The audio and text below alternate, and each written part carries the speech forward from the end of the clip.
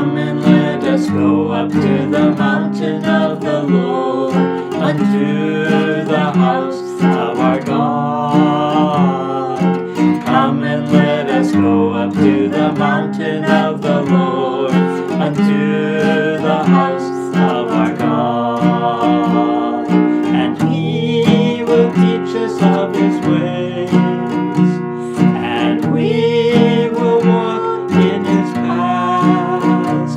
For the law shall go forth from Zion, and the word of the Lord from Jerusalem.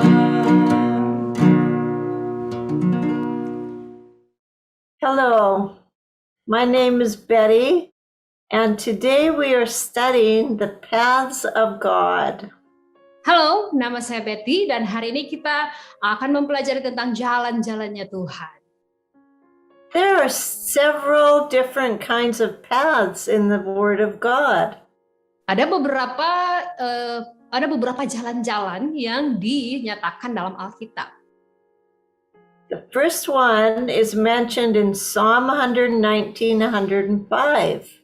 Yang pertama disebutkan di dalam kitab Mazmur pasal yang ke-119 ayat 105.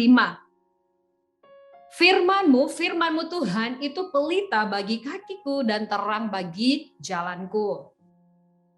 So this tells us that we need God's Word to light our path in this world. Ayat firman Tuhan ini menyatakan bahwa kita membutuhkan firman Tuhan untuk menerangi jalan-jalan kita di dunia ini. If we don't have a light, we walk in darkness. Bapak Ibu, kalau kita tidak punya terang, kita berjalan dalam kegelapan ya. So spiritually, God's Word is our light. Secara rohani, firman Tuhan itu adalah lampu atau terang atau pelita bagi kita, saudara. So when we read it, it is a light, and it shows us how to walk on our path. Maka ketika kita membaca firman Tuhan itu menjadi terang, menjadi pelita bagi kita yang menuntun jalan-jalan kita, Bapak Ibu. The second path is the path of the just. Jalan yang kedua adalah jalan orang benar. Please read Proverbs 4:18. Amsal 4 ayat 18 firman Tuhan berkata, tetapi jalan orang benar itu seperti cahaya fajar yang kian bertambah terang sampai rembang tengah hari. So we need to seek to be just. Bapak Ibu, kita harus berusaha sungguh-sungguh untuk menjadi orang benar. But we can only do that through Jesus Christ. Dan kita bisa melakukannya hanya apabila kita ada di dalam Yesus Kristus. And with His shining light, we can enter justice. Dan dengan jalan dan dengan terangnya yang bersinar terang, kita akan diubahkan menjadi orang-orang yang benar. The third path is the path of life. Yang ketiga, yang dimaksud di sini adalah jalan kehidupan. Psalm 16:11 tells us that God will show us that path of life. Mazmur 16 ayat 11 berkata, engkau memberitahukan kepadaku jalan kehidupan. Di hadapanmu ada sukacita berlimpah-limpah, di tangan kananmu ada nikmat senantiasa. Jadi berbicara tentang jalan kehidupan. So we need to seek for that path of life. Bapak Ibu, kita harus mencari dengan sungguh-sungguh ya untuk menemukan jalan kehidupan itu. In that path is fullness of joy. Karena di dalam jalan kehidupan ini sukacita kita akan penuh dan berlimpah-limpah, saudara. At God's right hand is pleasures forevermore. Di tangan kanan Tuhan ada sukacita dan nikmat senantiasa. So why do we go to the world for our pleasure when we can find it in God? Jadi Bapak Ibu, kenapa kita bersusah-susah mengikuti jalan orang-orang dunia ya? Padahal kita bisa menemukan kepenuhan sukacita di dalam jalan kehidupannya Tuhan. Because in that path of life is such joy. Karena di dalam jalan kehidupan ini, saudara, sukacitanya itu sungguh luar biasa. So today our path is called a plain path. Dan selanjutnya, bagian selanjutnya berbicara tentang jalan yang rata. And it's Psalm 27:11. Can you read it, please? Di dalam Mazmur pasal yang ke-27 ayat 11 dikatakan demikian. Tunjukkanlah atau ajari jalanmu kepadaku ya Tuhan. Dan tuntunlah aku di jalan yang rata oleh sebab seteruku atau musuh-musuhku, saudara. The definition of path in Hebrew is orak. Di dalam bahasa Ibrani, jalan di sini, di situ bahasanya orach ya, dalam bahasa Ibrani, saudara. It is a well-used pathway that people walk on. Usually it is narrow. Nah, jalan itu biasanya berupa jalan kecil yang biasa dan sering dilalui orang, dan biasanya jalannya itu sempit, saudara. You have many pathways like this in Indonesia. Di Indonesia banyak jalan-jalan seperti ini ya, seperti bisa saja dia sama dengan jalan setapak, saudara. Banyak di Indonesia. Just think of the rice paddies. Between the paddies is one little narrow path. Saudara, coba kita bayangkan ya, di sawah ya, antara sawah dan sawah itu ada semacam pematang ya, kecil saja untuk bisa dilalui antara sawah-sawah itu ya, antara padi-padinya itu, saudara. And usually only one person can be on that path. Nah, di atas jalan yang kecil itu, saudara, biasanya cuma satu orang saja yang bisa lewat. Kecil sekali antara sawah yang satu dan sawah yang lainnya, saudara. So it is in our walk with Jesus. There's only one that can be with us on our narrow path, and that is Jesus and us. Sama hanya sudah dalam perjalanan kita dengan Tuhan Yesus. Hanya ada satu yang bisa menemani perjalanan kita, yaitu Yesus Kristus. Dalam jalan yang sempit yang kita lalui. Matthew 7:13 and 14. Matius 7 ayat 13 dan 14 firman Tuhan berkata, masuklah melalui pintu yang sesak atau sempit itu, karena lebarlah pintu dan luaslah jalan yang menuju kepada kebinasaan, dan banyak orang yang masuk melaluinya. Ayat 14, karena sesaklah atau sulit ya pintu dan sempitlah jalan yang menuju kepada kehidupan, dan sedikit orang yang mendapatinya. So you must decide which path you're going to take in life. Bapak Ibu Saudara sekalian, Anda sendirilah yang harus memutuskan jalan mana yang akan Anda lalui. Are you going to take the easy path that the multitudes run on? Apakah Bapak Ibu memilih jalan yang luas, yang sebagian besar orang mengikutinya, yang gampang ya?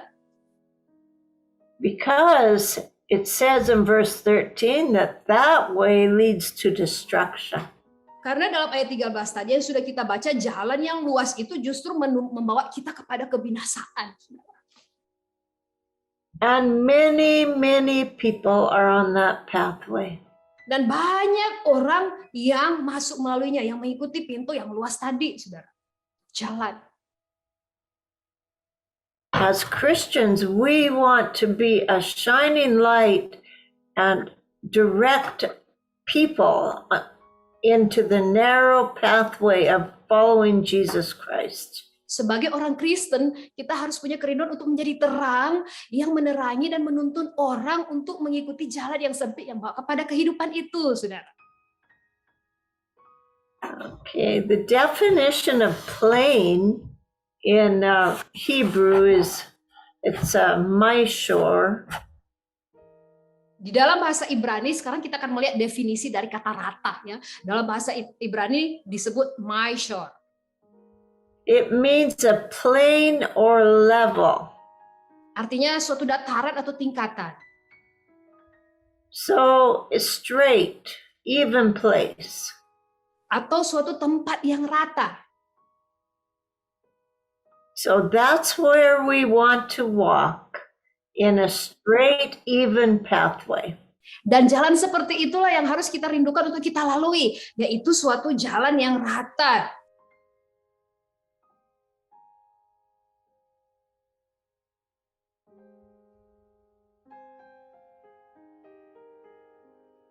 Dan hal yang pertama yang akan kita lihat di sini yang kita pelajari itu ajari aku jalanmu, tunjukkan aku jalanmu, seperti di dalam Mazmur 25 ayat yang keempat. Firman Tuhan berkata demikian, beritahukanlah atau tunjukkanlah jalan-jalanmu kepadaku ya Tuhan, tunjukkanlah atau ajari itu kepadaku. And verse 5 as well.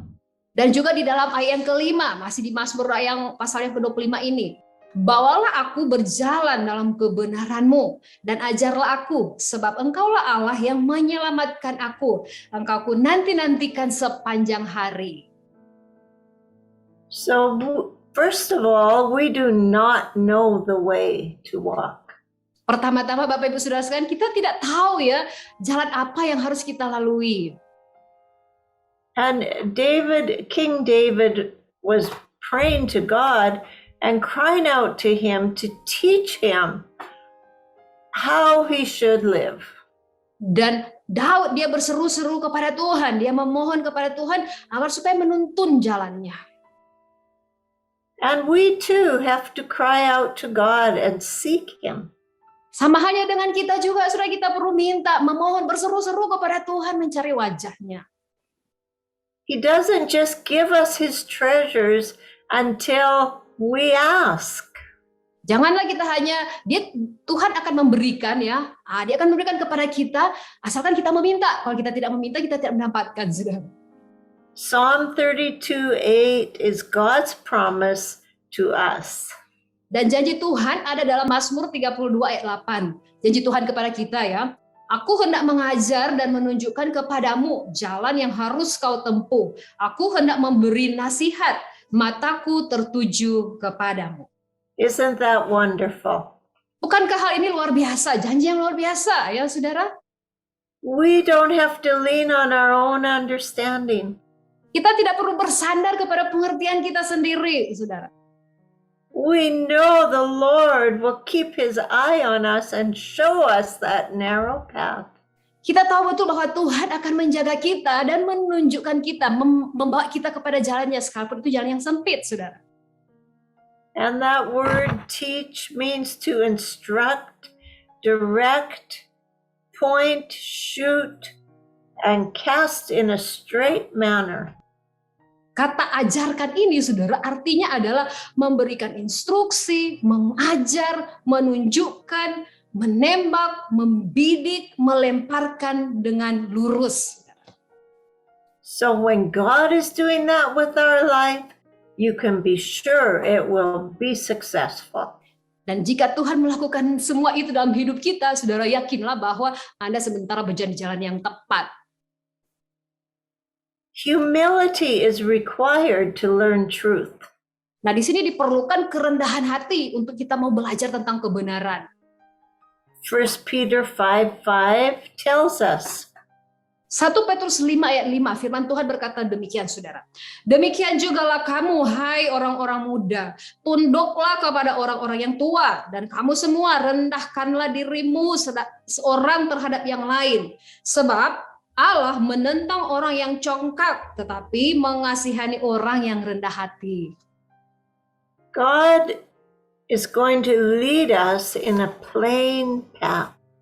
Tuhan sendirilah yang akan menuntun kita untuk berjalan di jalan yang rata dan lurus itu. Proverbs 15:19 says, di dalam Amsal 15 ayat yang ke-19 firman Tuhan berkata, jalan si pemalas seperti pagar duri, tetapi jalan orang jujur adalah rata. And you know how wonderful it is to be with those who are righteous. Saudara, betapa indahnya kalau kita bisa bersama-sama dengan orang-orang yang benar, saudara. And Proverbs 8:9, di dalam Amsal yang ke-8 ayat ke-9, firman Tuhan berkata, semuanya itu jelas bagi yang cerdas, lurus bagi yang berpengetahuan. It is wonderful to be able to understand the truth in a plain, simple way. Sungguh indah, sungguh luar biasa, saudara, kalau kita bisa mengenal kebenaran itu di dalam cara yang sederhana. Then people can understand the witness of Christ in our life and to the world. Sehingga orang-orang bisa mengerti betul, saudara. Mengerti betul tentang kesaksian Kristus lewat kehidupan kita, bahkan bagi dunia ini, saudara. When you reach people for Jesus, you must make it easy for them. Dan ketika kita berusaha untuk menjangkau jiwa-jiwa, menjangkau orang lain, Tuhan akan menolong kita sehingga kita bisa menjangkau mereka dengan mudah, saudara. They just have to receive Jesus' love. Hanya dengan apa, saudara? Terima saja kasih Yesus itu. Psalm 23:3 says, Mazmur 23 ayat 3, Ia menyegarkan jiwaku, Ia menuntun aku di jalan yang benar oleh karena namanya. and people run to doctors and they go here and there looking for help, but our help is in God. Orang-orang pergi ke sana kemari cari dokter untuk minta pertolongan, tetapi saudaraku, pertolongan kita datangnya dari mana? Datangnya dari Tuhan. He restores my soul. Ia menyegarkan jiwaku atau dia memulihkan jiwaku. And he leads me in the paths of righteousness. Dan dia Tuhan menuntun kita di jalan kebenaran ya, oleh karena namanya. Not for our sake, for his sake. Bukan untuk kita, saudara, tapi untuk Tuhan dan hanya untuk Tuhan saja. And Isaiah 42:16, Di dalam Yesaya 42 ayat yang ke-16, firman Tuhan berkata demikian, Aku mau memimpin orang-orang buta di jalan yang tidak mereka kenal, dan mau membawa mereka berjalan di jalan-jalan yang tidak mereka kenal. Aku mau membuat kegelapan yang di depan mereka menjadi terang, dan tanah yang berkeluk-keluk menjadi tanah yang rata. Itulah hal-hal yang hendak kulakukan kepada mereka yang pasti akan kulaksanakan. these are God's promises to us every day. Dan ini janji Tuhan ya, lewat ayat ini. Tuhan berjanji buat kita hari lepas hari, saudara. You do not have to be lost. You do not have to be in confusion. You can have the God of the universe working in you and through you. Kalian tidak akan tersesat, tidak akan bingung, tetapi Tuhan yang adalah Tuhan atas alam semesta ini yang akan bekerja lewat Anda, saudara. So we will read Psalm 27:11 once more. Kita baca sekali lagi Mazmur 27 ayat 11 ya Bapak Ibu. Tunjukkanlah, atau ajarkanlah jalanmu kepadaku ya Tuhan, dan tuntunlah aku di jalan yang rata oleh sebab seteruku atau musuh-musuhku. So there is a reason that we must walk a plain path. Ada alasannya saudara, mengapa kita harus menempuh jalan yang rata dan lurus ini. Ada alasannya. Because we do have enemies in this life. Karena sungguh kita punya musuh-musuh saudara dalam hidup kita. And there's 3 distinct enemies. Dan ada 3 musuh yang dapat kita kenali saudara. Ourself, Diri kita, the world, dunia, and the devil. dan iblis saudara. So sometimes we like to blame everything on the devil. Terkadang kita menyalahkan, ini semua salah si iblis, ya. But more likely than not, the problem is with my own heart. Tetapi biasanya yang bermasalah itu adalah hati kita, saudara. So we're just going to look at these 3 enemies. Number 1, Kita akan melihat ketiga musuh ini ya, dimulai dari yang nomor 1, saudara. Genesis 3:6. Di dalam Kejadian 3 ayat 6, pencobaan terhadap Hawa, saudara. This was when Eve sinned and she took the fruit that God told her not to eat in the Garden of Eden. Dalam Kejadian 3 ayat 6 di sini Hawa melakukan dosa ya dengan memakan buah yang dilarang oleh Tuhan. So we see that the woman was deceived by Satan because she saw the tree was good for food. Perempuan itu dia dicobai oleh iblis karena dia melihat bahwa buah itu menarik atau pohon itu menarik hati. So sin isn't always bad. Sometimes it looks so good. Karena buah pohon itu baik untuk dimakan ya. Jadi terkadang hal-hal yang baik itu sebenarnya dosa, saudara. It was pleasant to her eyes. Sedap kelihatannya, sedap dipandang ya, saudara. And the tree would make her wise. Dan lagi pula pohon itu menarik hati karena memberi pengertian. That's what the devil told her. Itu kebohongan ya yang disampaikan oleh iblis kepada Hawa. And she believed the devil. Dan akhirnya perempuan ini, Hawa ini, dia percaya kepada kebohongan dari si iblis. Rather than obeying God. Daripada memilih untuk taat kepada Tuhan. She knew God had told her, don't eat fruit from that tree. Hawa tahu betul Tuhan melarang mereka untuk tidak makan buah dari pohon tersebut. It doesn't matter how good it looks. Do not eat it.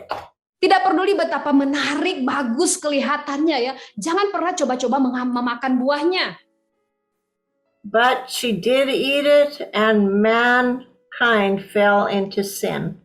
Tetapi Hawa memilih untuk memakan buah itu. Nah, akhirnya jatuhlah manusia dalam dosa. That was a big price to pay for her disobedience, wasn't it? Harga yang terlalu besar ya untuk dibayar untuk satu hal saja, saudara, ketidaktaatan. The other enemy we have is the world. 1 John 2:15 to 17. Nah, musuh selanjutnya yaitu dunia. Kita lihat dalam 1 Yohanes 2 ayat 15 sampai dengan ayat yang ke-17. Janganlah kamu mengasihi dunia dan apa yang ada di dalamnya. Jikalau orang mengasihi dunia, maka kasih akan Bapa tidak ada di dalam orang itu. Sebab semua yang ada di dalam dunia, keinginan daging, keinginan mata, keangkuhan hidup, bukanlah berasal dari Bapa, melainkan dari dunia. Dan dunia ini sedang lenyap dengan keinginannya. Tetapi orang yang melakukan kehendak Allah tetap hidup selama-lamanya. So if we are not careful, we will be drawn away by the lust of the flesh, the eyes, and the pride of life. Saudara, jika kita tidak berhati-hati, saudara, kita akan jatuh, kita akan terbawa oleh keinginan daging kita, keinginan mata kita, dan keangkuhan hidup, saudara. And we want the love of the Father. Dan kita ingin kasih Tuhan. We do not want the love of the world, do we? Kita tidak mau kasih dunia ini ya, yang kita inginkan adalah kasih Tuhan. The third enemy that we do know we have is the devil. Dan musuh yang ketiga yang kita tahu betul yaitu si iblis. And Jesus had to overcome the devil when he was on this earth. Ketika Yesus berada di dunia ini, Yesus harus mengalahkan setan, iblis, saudara. In Matthew 4, you can read about that. Di dalam Matius 4, Bapak Ibu bisa baca ya tentang apa yang terjadi dengan Tuhan Yesus ketika dia dicobai iblis. That Satan tempted Jesus in the flesh. Iblis mencobai atau menggoda Yesus dalam keinginan daging. And he told him after Jesus had fasted 40 days, the devil told him to turn stones into bread. Setelah Yesus berpuasa selama 40 hari, si iblis itu dia menyuruh Yesus untuk mengubah batu-batu itu menjadi roti. But notice how Jesus answered him. Tetapi perhatikan baik cara Yesus menjawab si iblis. He answered the devil with the word of God. Yesus menjawab si iblis dengan mempergunakan firman Tuhan. He said, "It is written." Dikatakan di situ, Yesus menjawab, ada tertulis. He quoted the word of God. Jadi di sini Yesus mengutip firman Tuhan. Man shall not live by bread alone, but by every word that proceeds from the mouth of God. Manusia hidup bukan dari roti saja, tetapi dari setiap firman yang keluar dari mulut Allah. And we have to be careful too that when we deal with the devil, we use the sword of God, which is the word. Dan kita juga harus berhati-hati ya di saat kita berhadapan dengan iblis. Kita harus mempergunakan pedang, yaitu firman Tuhan, pedang roh yaitu firman Tuhan. The second area the devil tempted Jesus was the lust of the eyes. Dan area kedua yang biasa dipakai oleh iblis untuk mencobai kita yaitu keinginan mata, saudara. And this is in the area of the soul realm. Dan areal ini adalah di dalam suatu realitas jiwa kita, saudara. The devil tempted Jesus to throw himself down from the pinnacle. Pada bagian ini kita melihat iblis mencobai Yesus, yaitu dengan cara menjatuhkan dirinya dari puncak atau bubungan bait Allah, karena malaikat-malaikatnya akan menatang dia. So Satan was tempting Jesus to be a big shot. Saudara, di sini iblis sementara mencoba Yesus supaya Yesus itu menjadi semacam tokoh yang terkenal, ya, populer, kenal banyak orang. So Jesus this time, he said, "It is written again, you shall not tempt the Lord your God." Nah, di sini juga sama, ya, Yesus berkata dengan mengutip firman Tuhan, ada pula tertulis, janganlah engkau mencobai Tuhan Allahmu. So sometimes when Satan comes to tempt you, use the word of God to dismiss him from you. Saudara, kalau iblis datang untuk menggodai Anda, saudara, pergunakanlah firman Tuhan sehingga iblis lari daripadamu, saudara. The third one is the pride of life. Yang ketiga, keangkuhan hidup. The devil took Jesus to an exceeding high mountain. Iblis membawa Yesus ke gunung yang sangat tinggi. And showed him all the kingdoms of the world and their glory. Dan memperlihatkan kepadanya semua kerajaan dunia dengan kemegahannya. He said he would give these to Jesus if Jesus would fall down and worship him. Dia berkata bahwa dia akan memberikan ini semua kepada Yesus jika Yesus sujud menyembah iblis. Jesus knew what to say to him. Yesus tahu betul apa yang harus dikatakan atau apa yang harus dia berikan sebagai jawab kepada iblis. He said, "Away with you, Satan." Yesus berkata, "Enyalah iblis. For it is written, you shall worship the Lord your God." Sebab ada tertulis, engkau harus menyembah Tuhan Allahmu. And him only shall you serve. Dan hanya kepada dia sajalah engkau berbakti. 1 Peter 5:8. Di dalam 1 Petrus 5 ayat 8, sadarlah dan berjaga-jagalah, lawanmu si iblis berjalan keliling sama seperti singa yang mengaum-ngaum dan mencari orang yang dapat ditelannya. Verse 9 as well.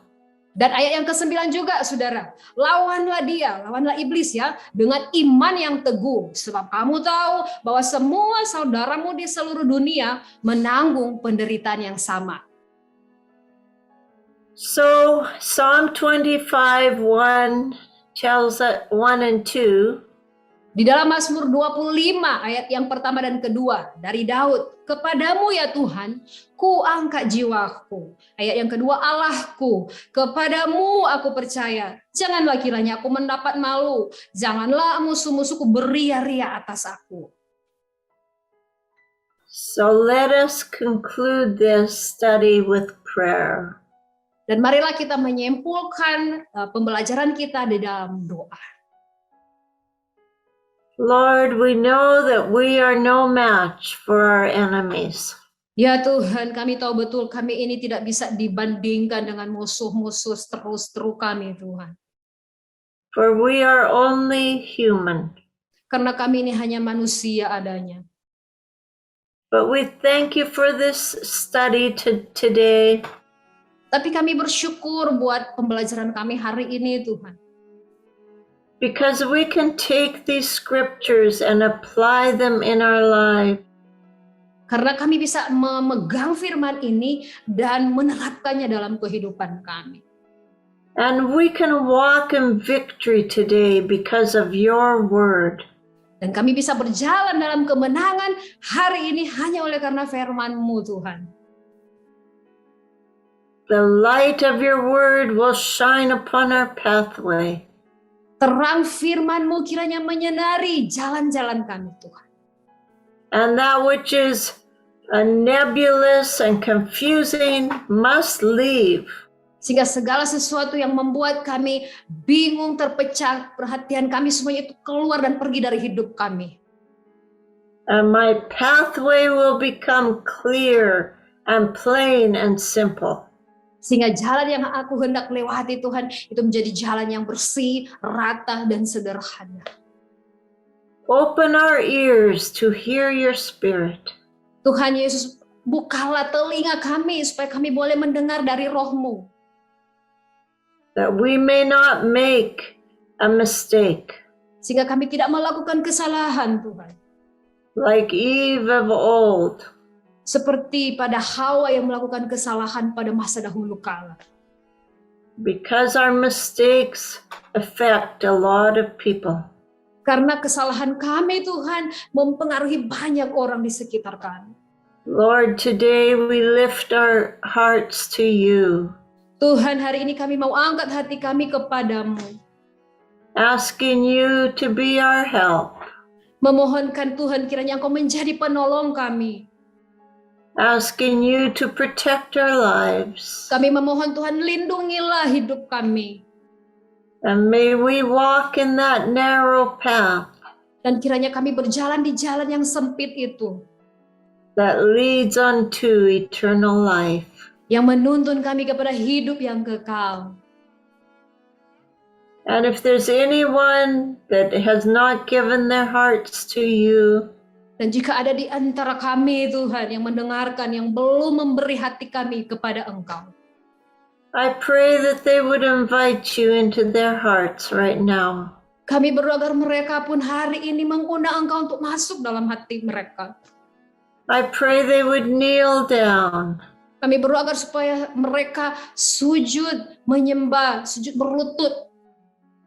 I pray they would seek your face Kami berdoa agar supaya mereka dengan sungguh-sungguh mencari wajah-Mu. and read their Bible Dan membaca Alkitab mereka. so that they can find that light of God. Sehingga mereka boleh menemukan terang yang dari Tuhan. We thank you for your wonderful word to us. Kami bersyukur Tuhan buat segala karya-Mu yang ajaib dan luar biasa bagi kami. Which makes our path plain. Yang menjadikan jalan kami rata dan lurus untuk kami lalui. Bless our day, we ask. Tuhan Yesus, berkatilah hari kami ini Tuhan. In Jesus' name, Di dalam nama Amen. Tuhan Yesus. Amin. Amin. amen. Come and let us go